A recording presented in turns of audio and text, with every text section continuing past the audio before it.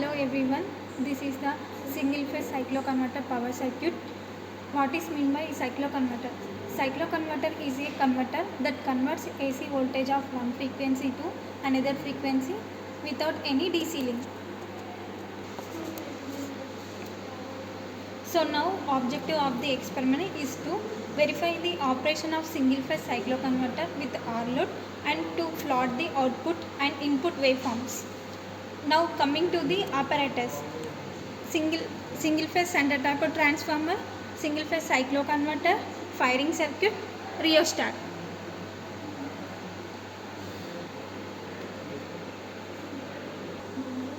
Example of real-time application used in HVDC transmission systems, static var generation, speed control of high power AC drives.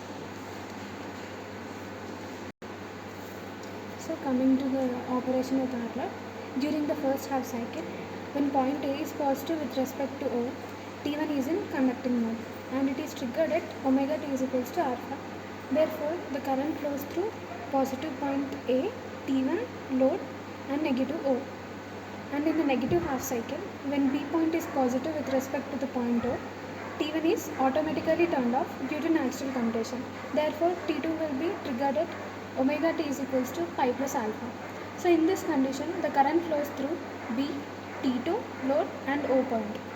The flow of the current direction is same as in the first case. Therefore, after two positive half cycles of the load voltage and load current, SCR T4 is gated at omega T is equals to 2 pi plus alpha, where O is positive with respect to P. So in this condition, the load current flows through O, load T4 and point B. Thus, the direction of the load current is reversed.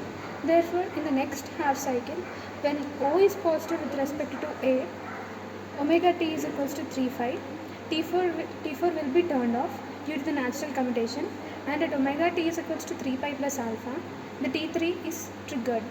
Therefore, in this condition, the load current flows through point O, load, T3 and to the point A. The direction of the load current is same as previous case. So, therefore, in this manner, the two negative half cycles of load voltage and the load current equal to the number of two positive half cycles generated. So, now T1 is again triggered to fabricate further two positive half cycles of load voltage and so on. Therefore, like this, the input frequency is maintained to 50 Hz, is reduced to half of the output across the load. Therefore, the input and output voltage waveforms are shown in the CRO. So here, for a frequency division of 1 and a firing angle of 90 degrees, here the output voltage waveforms can be seen here. Here we have to note down the RMS value of the output voltage. Now by varying the firing angle to 60 degrees, the RMS value of the output voltage is 27.4 volts.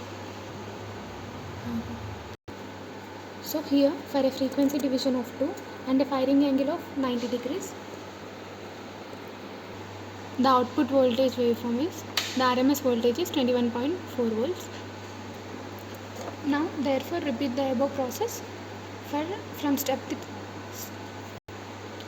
Now by varying the frequency divisions for 3 and 4, obtain the output voltage waveforms and note down the RMS value of the output voltage. Thank you.